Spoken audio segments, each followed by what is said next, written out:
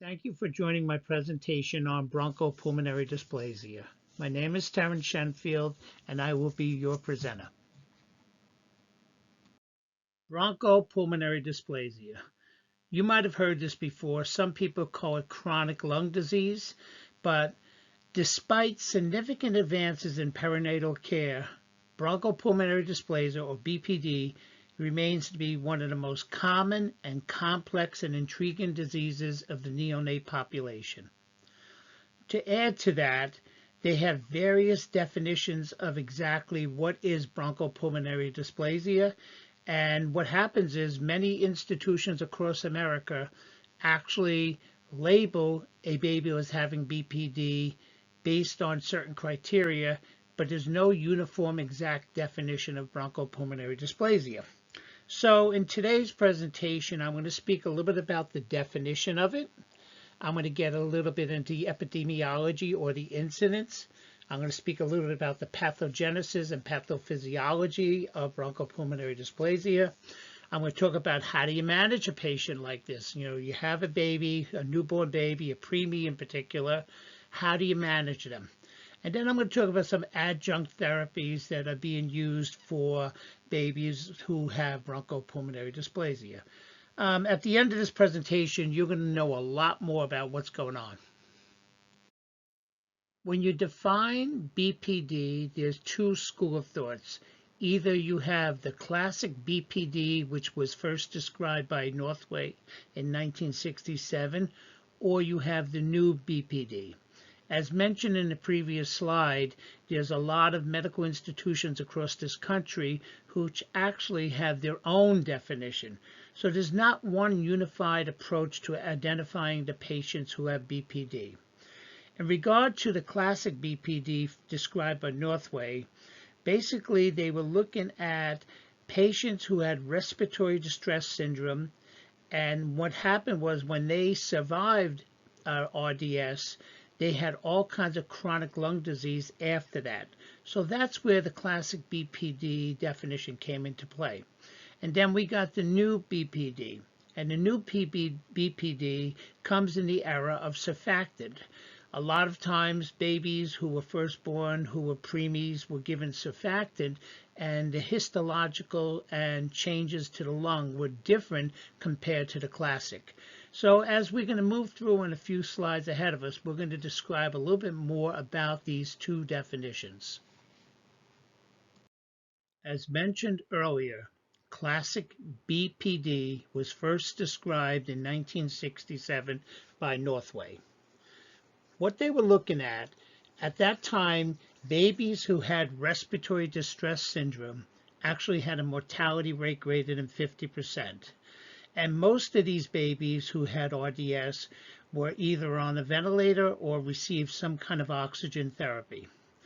And what he looked at was after 30 days of being on a ventilator or oxygen therapy, he described some chronic lung changes in these babies who survived the RDS. He divided into 4 different stages, stages 1 through 4. In stages 1 and 2, it occurred in the first 10 days of life, and basically it looked just like an RDS patient. There was no kind of changes to the airway that you would not see with a regular RDS. But when they survived, they went into stages 3 and 4. They transitioned into a chronic stage of lung disease where there were some histological changes in the airway. Basically, another factor is that most of these babies who required some kind of ventilatory support, be it oxygen therapy or ventilation, after 1 month of age, they were defined as having classic BPD. This is a chest X-ray of a patient with BPD, which can be defined as oxygen dependency or ventilatory dependency after 28 days. And what can be noticed, it looks just like an RDS X-ray, where you get cyst formation, you get alternating areas of atelectasis, you get these different areas of air trapping and hyperexpansion. You also notice fibrotic changes to the airway, which is irreversible, and you get interstitial thickening. Another good way of looking at the chest is to do a CAT scan, which actually verifies all the changes I just mentioned. As I mentioned to you before, there are various definitions of BPD. And Eduardo Moncalari is a neonatologist based out of Miami, and he further defined the definition to include ventilation for the first 3 days of life. Also, he talked about symptoms at 28 days of life, such as tachypnea, having rales, and also retractions. Also, the need for supplemental oxygen to keep a partial pressure of 50 millimeters of mercury. And also, the most important definition is the need for supplemental oxygen at 28 days of life. He further defined the definition, and you got to remember that at this time they started giving surfactant replacement to a lot of babies. What surfactant replacement did was it improved the mortality of the babies, but it did not stop the incidence of BPD. On the next slide, I'm going to show you another x-ray of a patient who had surfactant replacement. The x-ray now is very similar to the other one, but has milder symptoms. So basically, surfactant was a very good modality to use on these babies. It improved the mortality of them, but it did not really improve the chronic lung disease aspects of BPD. The incidence of bronchopulmonary dysplasia in the United States, it impacts around 10,000 to 15,000 infants each year. It's actually inversely related to birth weight, so that typically 25% of all babies born who are less than 1,500 grams actually end up getting BPD. So if you are less than 1,000-gram baby, the likelihood of you getting BPD is anywhere from 40 to 85%. If you're in the range of 1,000 to 1,500 grams, you're in a range of 10 to 30%. And if you're over 1,500 grams, the likelihood of getting BPD is 3 to 5%. So it's inversely related to birth weight.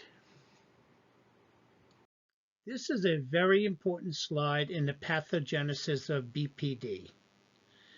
Let's just start with some basic.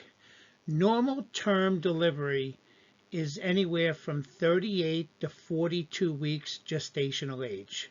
So if a baby makes it up to 38 to 42 weeks, they are fully developed. They went through all the stages, the caniculus stage, the sacculus stage, and the alveolus stage, and they're not going to have any BPD. The problem comes with the babies who are born preemie. And depending on what week they're born, it determines what kind of alveolus stage they are at. So, for example, when they are at the caniculus stage, the caniculus stage is characterized by the formation of terminal branches of the bronchial tree, and it also determines the differentiation between type 1 and type 2 alveolar cells. Also, this is a time of vascular growth. So the caniculus stage, which is right here, you notice that it ends right around week 25. Then it starts the saccular stage right here. Now, the saccular stage is anywhere from 24 weeks up to almost 40 weeks. So at the saccular stage, this is mainly characterized by the formation of primitive terminal air spaces, thinning of the connective tissue between the airspace and the pulmonary vessels, and actually the beginning of surfactant production. So then you finally get into the alveolar stage. This is a stage where the alveolus are actually formed. This is the last stage of development of the lung. At this point, this is when the baby can really benefit from good gas exchange, and you notice that the alveolar stage starts right around week 30 and it goes right up to full gestation. So If a baby is born at 28 weeks, right here, they have no alveolar development. What that means is the saccular stage, the sacculars will perform air exchange. They will actually be primitive alveolars. So the problem is, if a preemie is born, they don't have enough alveolars to support ventilation. And this is where the real problem comes. And I'm going to show you a little bit more in the next slide. Now, so remember, it's broken down into the canicular stage, the saccular stage, and the alveolar stage. Any kind of preemie who's born before the development of the alveolar stage is having a real problem with oxygenation and so on. So here's a summary slide of the pathogenesis of BPD. At 26 weeks, the saccules will function as alveolar because the alveolars are not really developed until around week 30. There's also what is known as alveolar hyperplasia, meaning there's not enough alveolar produced in the lung to actually take place in gas exchange. So what do you need to do is you need to support this baby. This baby needs to probably be intubated. The baby needs to be fed. They need nutrients to grow. And what happens is the lung will continue to develop. They will develop some more alveolar to take place in gas exchange, and you need to support them. But at this particular time, if you over distend the airway, or if you give too much oxygen, you'll create oxidative stress, or you could create ventilator-induced lung injury, which again is a whole host of problems. So at this point, you really need to support the baby's lungs because they're not fully developed. A little bit more on the pathogenesis of BPD. The strongest risk factor for BPD is prematurity and very low birth weight. But there are other reasons why it could happen. If the mom, while having intrauterine lung development, this is when the baby is still with the mom, and the mom has repeated bouts of infections, or the mom is under stress, or if the mom smokes, or if there's any kind of other type of medical conditions or genetic conditions that could predispose the baby to any kind of injury, this could lead into BPD. So what happens is the baby is born, and the baby is born prematurely. So at this point, what you have what is known as postnatal lung development. And at this point, this is where a lot of injury can occur. First of all, the baby's going to probably need mechanical ventilation. And if you overly distend the baby's airway, this is going to lead into inflammation. So you start mechanical ventilation because the baby's a preemie, and you give them oxygen, and you overly distend their airways, and there's a possibility of them getting an infection. All of these factors lead into inflammation, which impacts the baby's growth. There's some good treatment options, like a lot of babies respond very well to glucocorticoids, steroids, after they're born. Also, prenatal, you could give antenatal corticosteroids, which have worked very well too. But at this point, you need to give proper nutrition, and you need to manage the baby properly on mechanical ventilation. You need to limit the amount of oxygen going to the baby. You got to make sure you don't overly distend the airway, and you really got to avoid infection at all costs. So all of this adds up to the pathogenesis of BPD, and these are some of the reasons why it occurs. It's been determined that there's no one single factor that has been identified that causes BPD. It's a host of different things. For example, if the baby is born premature and requires mechanical ventilation and oxygen therapy, this can cause BPD in the baby. If you overly distend the baby's lungs by high pressures or high volumes, this could cause some kind of inflammatory response, and this can actually cause BPD. If you give too much oxygen, the reason is the babies don't produce enough antioxidants at birth to fight off the free radicals that come with oxygen therapy. So you really got to be careful about how much oxygen you're giving a baby, because that can cause BPD too. Infection. Babies are prone to getting infections. So if you really, and any kind of infection leads to inflammation. Any kind of inflammation leads to BPD. In regard to nutrition, besides giving the calories to your body so that you could growth and all the nutrients you need, one of the special factors of nutrition is to include antioxidants.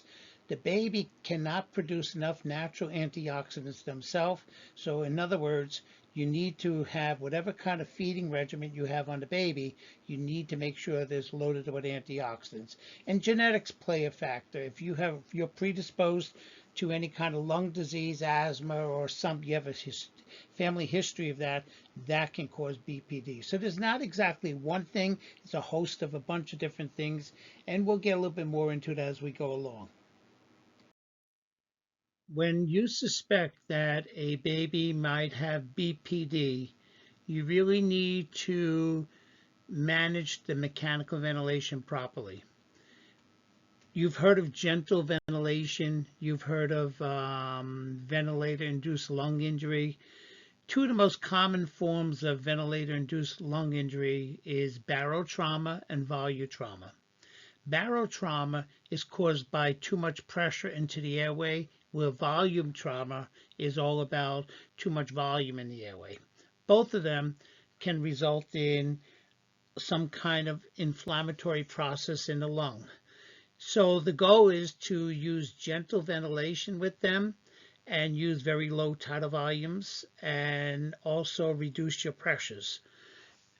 If you overly distend the lung, just like in ARDS patients, you release cytokines. Cytokines are inflammatory mediators that cause inflammation of the airway. Also, it seems like if you use too much pressure or too much volume in the babies, you decrease surfactant. There's been studies showing that with more pressure in the lungs, more volume in the lungs, you actually have a decrease in surfactant production. A lot of times, if you overly distend the lung of these babies, you will cause a pulmonary interstitial emphysema, or basically like a pneumothorax. So all of these things, so the goal is control the amount of pressure going to the lung. I'm going to go into some guidelines a little bit later, and I'm just telling you why you need to control those pressures. There's no question that oxygen therapy can really save lives. But to get a deeper understanding of how oxygen works, and more importantly, how free radicals work, you really have to have a deep understanding. For example, part of everyday normal metabolism is that we eat food, mainly carbohydrates and proteins, and we breathe in oxygen.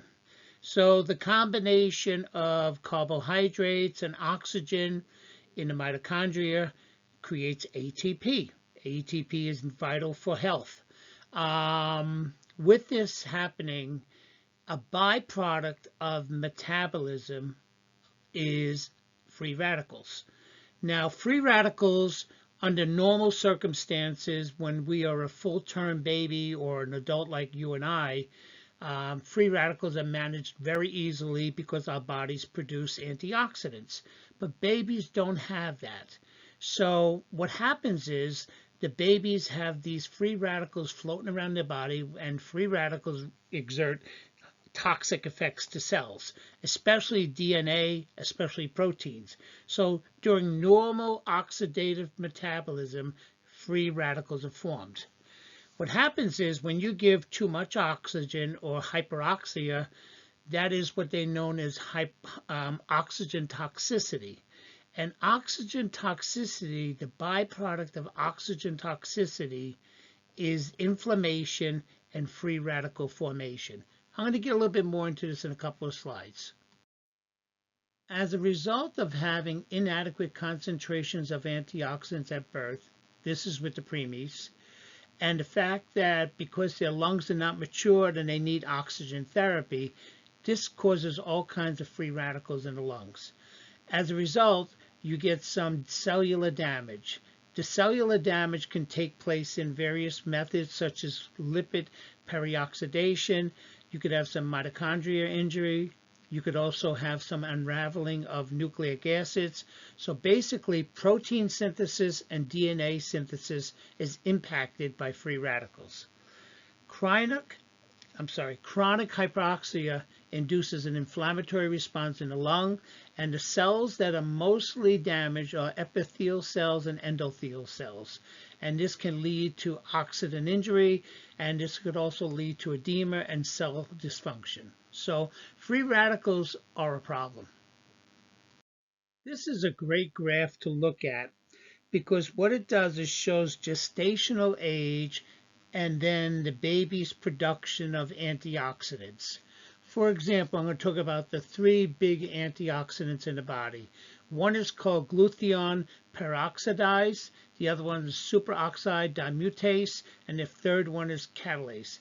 So basically, these three enzymes right here, and this one right here, and right here are produced at normal levels starting around week 30. So if you have a preemie who's born before then, before week 30, they don't produce enough antioxidants and they can't fight off the free radicals.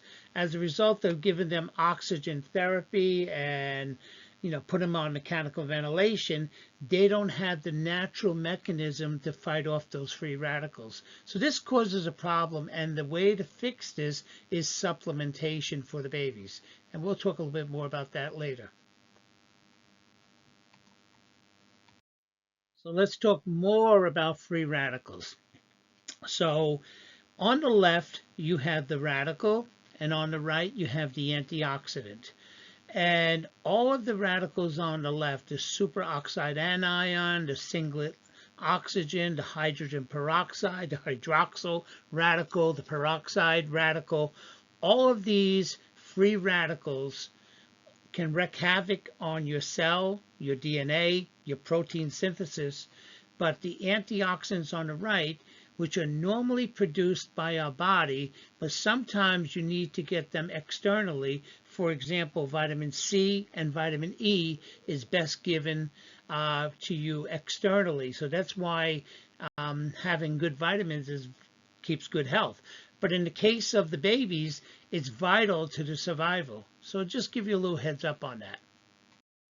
Retinopathy of prematurity is a devastating condition where babies have been blinded by the use of supplemental oxygen.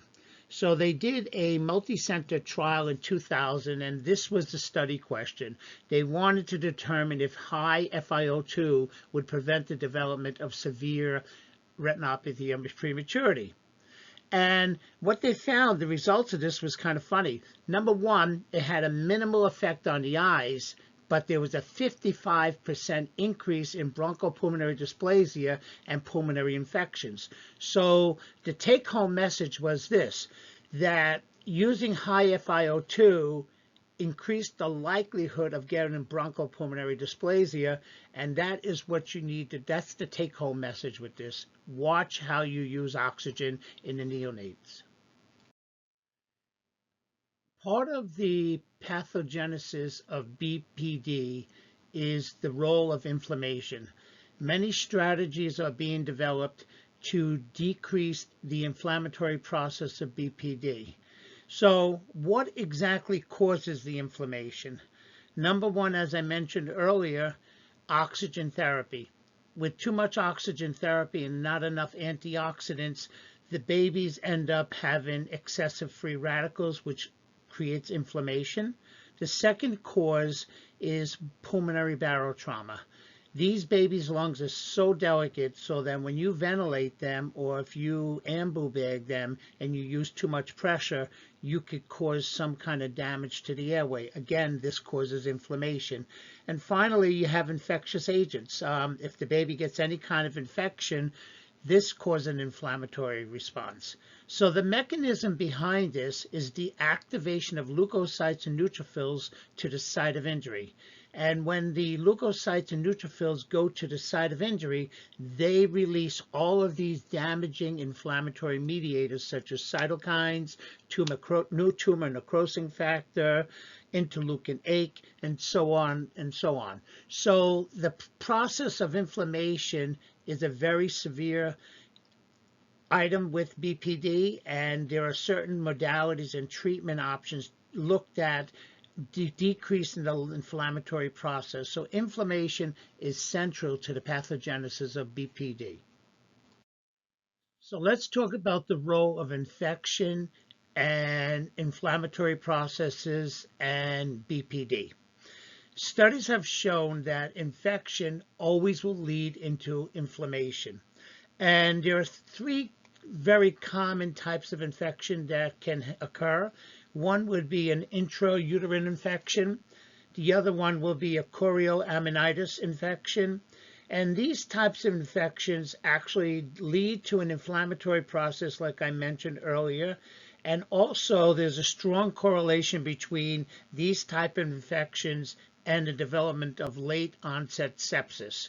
So infections is a very relevant term and concept with BPD, and the severity of BPD increases the length of stay and the mortality of these patients. So we really got to sort of get a handle on this.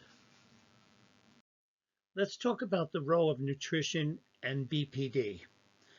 When babies are born, especially when they're born premature, they have great metabolic needs and rapid growth requirements. So that means that they need adequate calories as well as essential nutrients for growth. The problem is, as I mentioned in previous slides, that many of these babies do not have the capability to produce antioxidant defenses. So what you need to do is actually supplement that with external antioxidants. One of the most common antioxidants enzymes needed is copper, zinc, and selenium. So part of any kind of nutritional guideline you have to include these antioxidants. Other studies have shown that there's a vitamin deficiency, especially vitamin E and vitamin C. If you realize it, all these antioxidant enzymes, all of these vitamins are all super duper antioxidants and will clear up those free radicals. And also you need to give them adequate calories because these babies are growing, and the hope is that you will support their growth. Vitamin A plays a very important role in growth and maintenance of airway epithelial cells. It also has been shown to be an effective treatment for the intervention in premature infants suffering from BPD. In premature infants, vitamin A levels are insufficient at birth because of the accumulation of vitamin A in the fetus, which occurs in the third trimester. They did a multi-center trial on vitamin A supplementation for premature infants at risk of developing BPD. They actually gave a large dose of intramuscular vitamin A 3 times a week, and this actually demonstrated a 7% reduction in the incidence of BPD. So the key point here is that vitamin A deficiency is an important contributor to lung injury, and supplementation is very important. Even though this study is back from 1999, it's still valid today in 2021. So you may want to know, what's the role of genetics with BPD? And there are some studies that show that if a family history of asthma is involved, a lot of these babies end up having airway hyperactivity. So what they're doing is some genetic research with BPD to look at some preventative and therapeutic approaches. So yes, there is a genetic component, and mostly it manifests itself when the kid turns to be like a pediatric with airway hyperactivity. For all my respiratory brothers and sisters, now we're going to get down into our world, where I'm going to talk about mechanical ventilation, oxygen therapy, high-frequency oscillator, CPAP, permissive hypercapnia, bronchodilators, and so on and so on. So the next few slides are going to be talking about respiratory management of BPD. So let's talk about managing the baby, a preemie in particular, on mechanical ventilation. When you first initiate mechanical ventilation, you could anticipate that the baby is going to be on a ventilator for a long period of time. So what you need to do from your first start is to use very short inspiratory times, anywhere from 0.24 to 0.4 seconds. You need to have a high rate of anywhere from 40 to 60. You want to use low pressures, anywhere from 14 to 20. So basically, we're talking pressure control ventilation. You can use a PEEP anywhere from 4 to 6. Tidal volumes, you're looking for anywhere from 3 to 6 cc's per kilogram. You want to keep the FiO2 as low as you can, so less than 50. And what you're looking for in regard to a blood gas is a PaO2 anywhere from 40 to 60 and a PCO2 of anywhere from 45 to 55. These are your initial settings that you could put the baby on. You also might want to consider using volume control ventilation, where you have a volume target that you could put for the baby. A lot of new NICUs actually use volume targeted ventilation. Each of those are good, but as an initial start, these are the kind of settings you really want to start with. Once you have the baby on mechanical ventilation, you want to minimize atelectasis by maximizing your main airway pressure. You don't want to overly distend the airway, but you want enough pressure to actually reduce atelectasis. Another important consideration is humidity and temperature. Optimal temperatures are anywhere from 36.5 to 37 degrees. And the reason you want to do that is you don't want to change the core temperature of the baby too much. You don't want to have huge fluctuations in core temperature. Consideration you might want to have is you want to do a slow wean on these babies. They are not exactly quick, so you can decrease the peak inspiratory pressures being delivered if you're using pressure control ventilation. Once you get down to a pressure about 15, you might want to consider transferring them over to nasal CPAP. Before you extubate, there's been studies showing that methylxanthines will actually improve the likelihood of extubation success. And again, you might want to just extubate them right to nasal CPAP. If the baby doesn't do well, some people consider using high-frequency oscillator as a rescue. You can manage a baby very well on basic mechanical ventilation. You don't need to go into the high-frequency oscillator. I have a couple of slides later. I'm going to be talking about the high-frequency oscillator. But if you manage them well on simple mechanical ventilation, it really works very well. In regard to permissive hypercapnia, because you want to control the pressures going into the lung, you might want to consider permissive hypercapnia. So if the pH is anywhere from 7.28 to 7.35, that's highly acceptable. So these are some of your general guidelines you want to use in mechanical ventilation. In infants with bronchopulmonary dysplasia, chronic hypoxia results in pulmonary vasoconstriction and also pulmonary hypertension, and also could develop into cor pulmonale.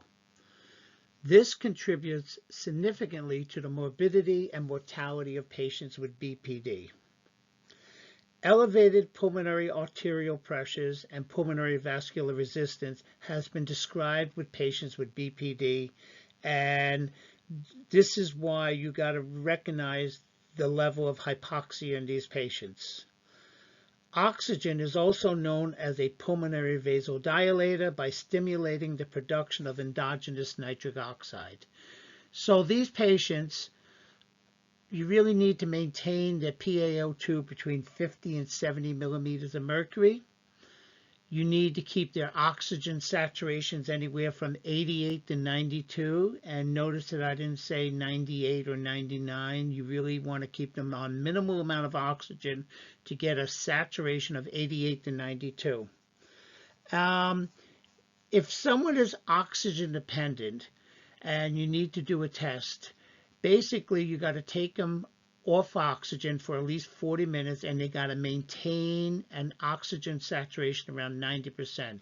This is how you could determine if someone can be successfully weaned from oxygen.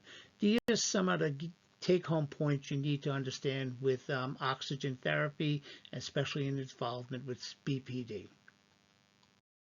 Anyone who has worked in the NICU has seen the high-frequency oscillator, and it actually can improve some of the patients who have BPD, or actually, a better way of saying it, it could prevent BPD.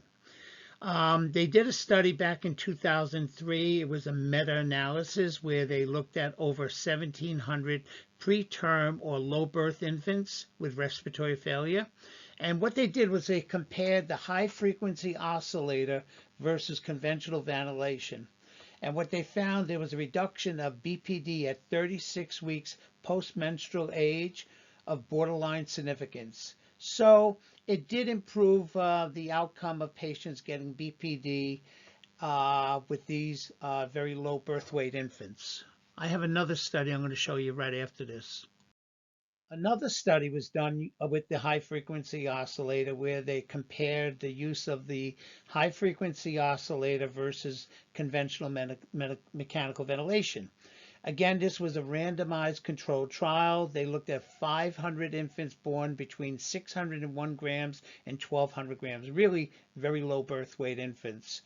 And they actually did a crossover study where they put the baby on conventional ventilation for 4 hours, and then they put the high-frequency oscillator on for 4 hours. And they found they reduced need for supplemental oxygen at 36 weeks post-menstrual age, and it went down from 56 to 47%. Not that big of a change, but a little something is better than nothing. One of the first studies to use CPAP instead of mechanical ventilation was done way back in 1987.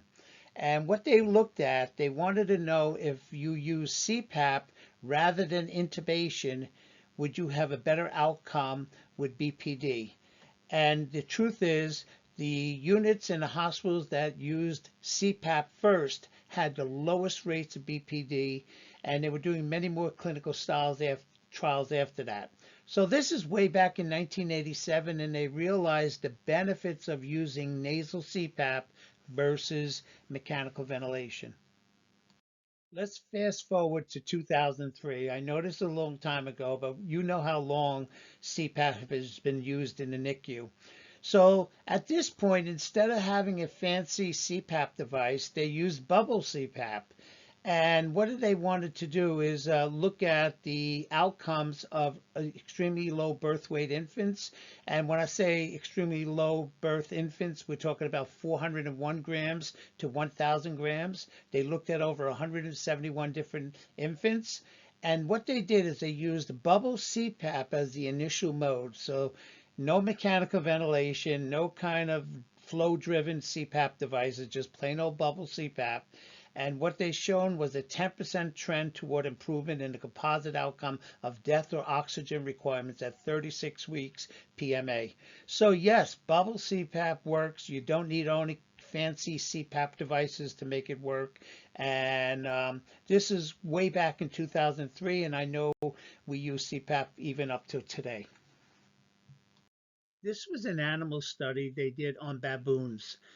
The normal gestational age of a baboon is about 185 days, and they had these preemies who were born at 125 days, and they used CPAP versus invasive ventilation to see how they would fan out with BPD.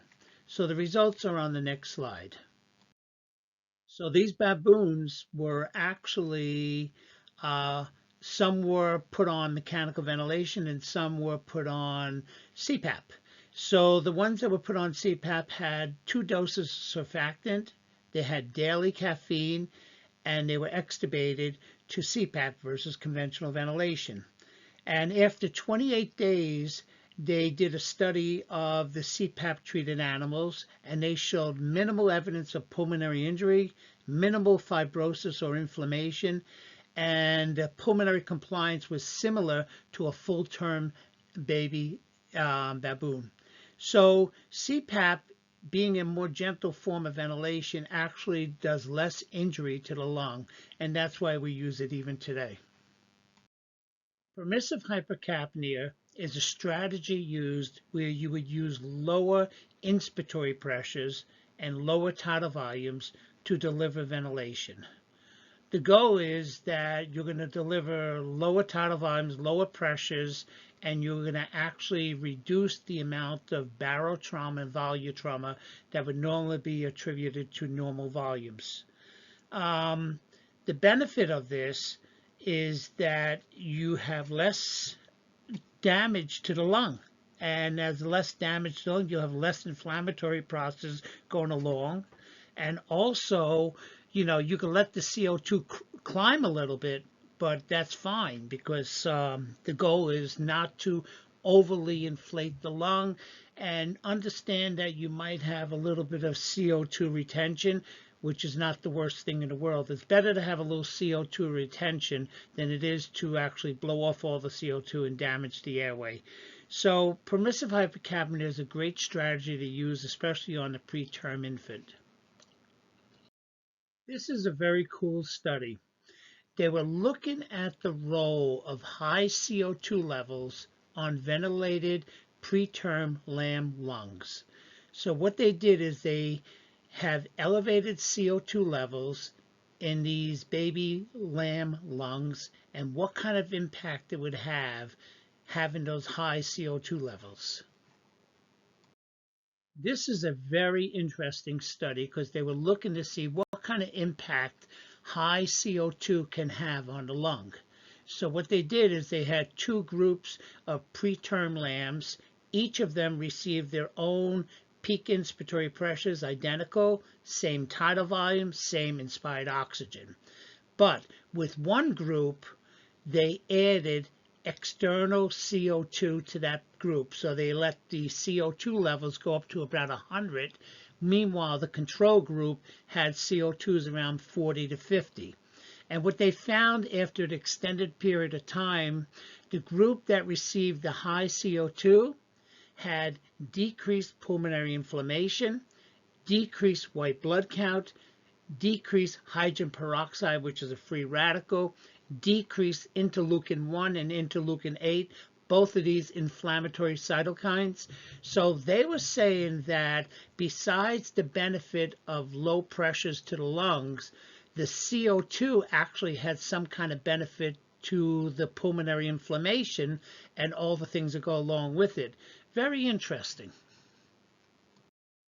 This was another study on permissive hypercapnia with some extremely low birth weight infants. So this was a randomized factorial design trial, and the primary outcome was either death or BPD at 36 weeks PMA. So they enrolled 220 infants in this study who were getting permissive hypercapnia.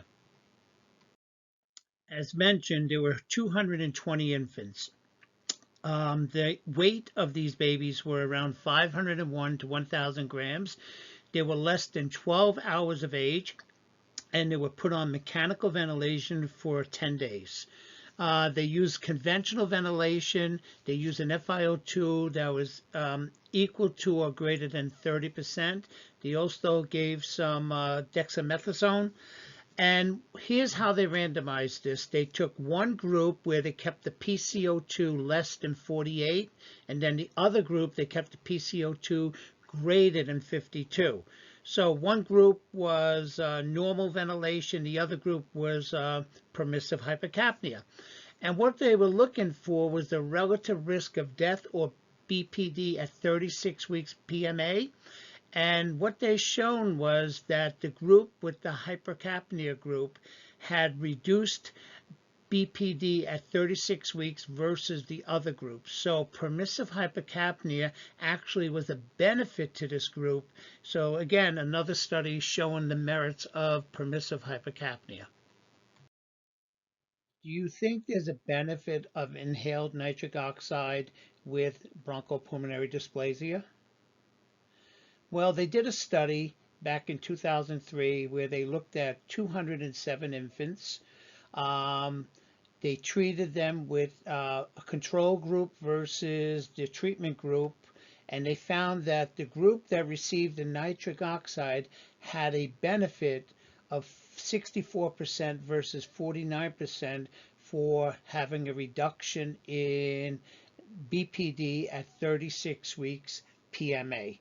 So there was a benefit, but I want you to see the next slide because there's a little bit more to this. What was interesting about this study was that the treatment group who responded well had an oxygen index less than 6.94%. So what that means is that these babies that responded well were not as sick as the other group. So you would have to say that this study had a little bit of bias going in it, and that maybe nitric oxide cannot be used quite as effectively as they say it was. They felt that the results of the study cannot be generalized to the broader populations due to this bias of the oxygen index. So from what my experience and my opinion is that nitric oxide does not offer much benefit in regard to BPD. If the babies are wheezing and have bronchospasm, beta agonist is the first choice. So they've done some studies where they looked at the use of albuterol, and yes, it works for bronchospasm. Does it decrease BPD? No. They also looked at hypertrophic bromide, and again, it worked okay. But two things that do work very well is caffeine and surfactant. But they've done some studies with caffeine, and caffeine responds very well to BPD. And they also did some studies with theophylline, which the results were kind of mixed with that. Corticosteroids are a most common used medication for BPD. And the most common steroid used is dexamethasone. Dexamethasone is a potent anti-inflammatory. It downregulates the inflammatory cascade that goes along with BPD. It improves the lung function of infants with BPD, but excessive doses and prolonged use can result in some negative aspects, such as impaired head growth and neurodevelopmental issues. So you really gotta use it prudently, but it does work and it can help babies in the long term. But excessive doses and prolonged doses, like anything, could have some negative consequences. I want to thank you very much for joining my presentation. BPD is here to stay. There's going to be no quick fix to this. There's always going to be preemies born into this world.